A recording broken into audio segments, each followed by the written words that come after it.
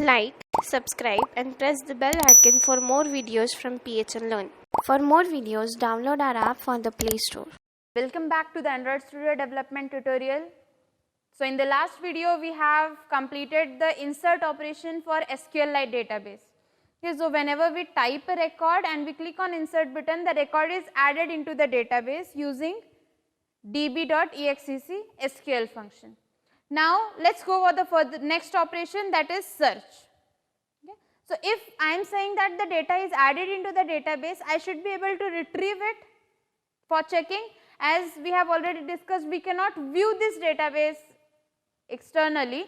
We will check whether the data is inserted or not using this search operation. Okay. So let us write down the click event of search button. Remember, you have to write the click event of search button after the click event of insert. Okay. Search dot set on click listener new space capital O enter. Okay. Now here inside this search we will first write down the try catch block because we have to write a query here. Okay. So see, this is the method how you should write the try catch. Exception E, and in toast we will display that exception. So we will delete this double quotes E dot toString. Okay. Now we are going to write our whole code in this try block here. In SQL there are two types of queries, DDL and DML queries. Okay. Now let us not go into the details of this. In short, I would like to explain you about these two types of queries. So first type of query which gives us a certain output, and the second is which does not give any kind of output. For example, if you are firing insert query, will you get an output from it? No. It will only insert the table data into the table and that is it. If you are firing update, it will simply update the database. If you are firing the delete query, it will simply delete the database records. But so these are the queries which have no output, the first category. And the second category of query is the queries with output. For example, you have to search a database. So you will fire the select query, select star from. Now select star from query will give us output as table records. Right? It will return one record of the table, two record of the table or something. So this is a second category of query which gives us the output. Now to execute the queries which does not generate any output, for example insert, update, delete, create table, these did not give any output. So for this purpose we use the function db.exec_sql. But to execute the select query which gives us the output, we have to use a separate function, that is db.rawQuery. How to use it? See here. So yes, db, first of all we will get the ID that we have to search. Okay, so SID equals to ID dot getText dot toString. So the ID that user has typed will be now stored in SID variable, and I have to now fire a query. What will be the query? Select star from students table name where ID equals to SID. Okay. So db dot raw query.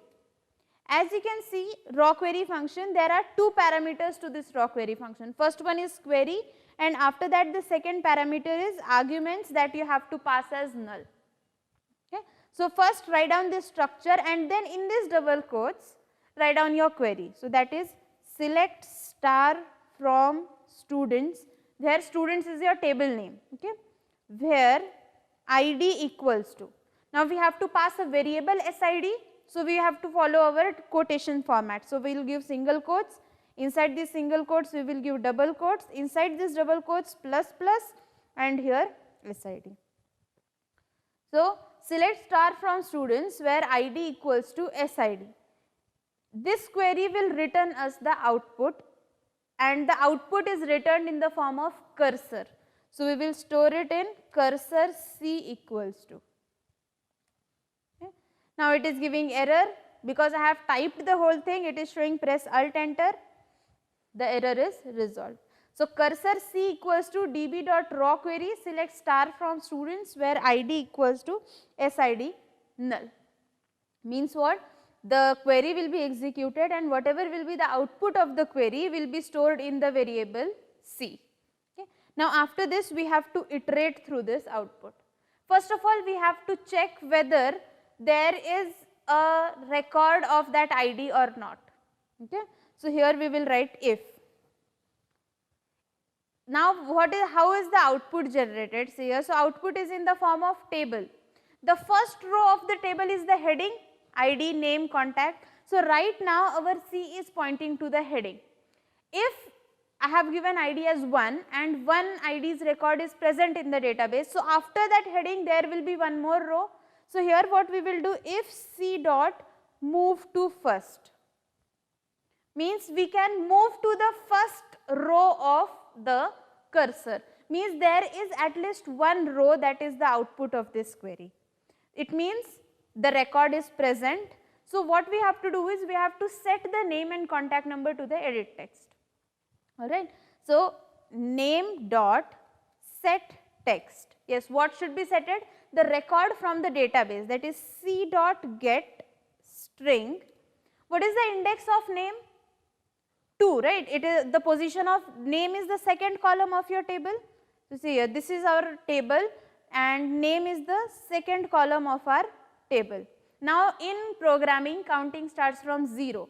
So, if you have to print ID, what will be the index of ID? 0. What is the index of name? 1 and index of contact? 2. So, we will again go back here, C dot get string 1, means in name edit text, we are setting the string that is present at first index, column index, okay. And after this we have to set the contacts. So, con dot set text, C dot get string 2, because the index of column is 2. If the record is found, else means if there is no record returned as the output, we will print a toast message, no record with this ID found. Alright. So, this is what we have done. We have first fired the select query, then we have checked whether there is a record or not. If we can move to the first record, means there is a record present. If we cannot move, means there is no record, so we will print no record. Now, if the record is present, we will get the column values and we will set them to our edit texts. Okay. Let us execute this program and check the output.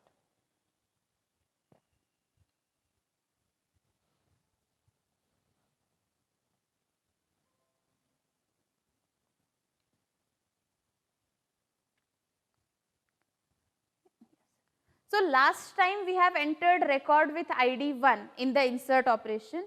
Let us enter the ID 1 and let us search for the record. So, was this the name and contact number that we have inserted? Now, let us search for ID 2.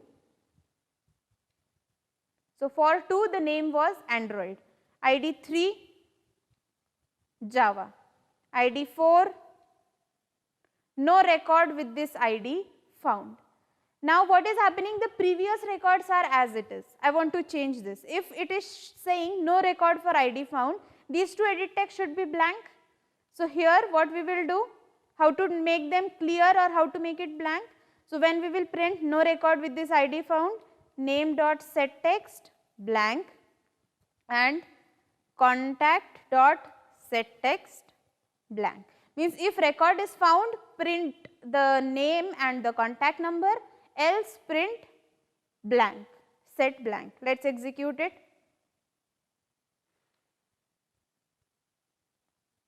This database will remain as it is. See, now we are closing the app and we are opening it again, but still I can access the records that I have inserted previously.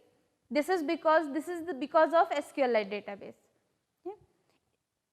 Now, let us search for ID 1, correct, for 14.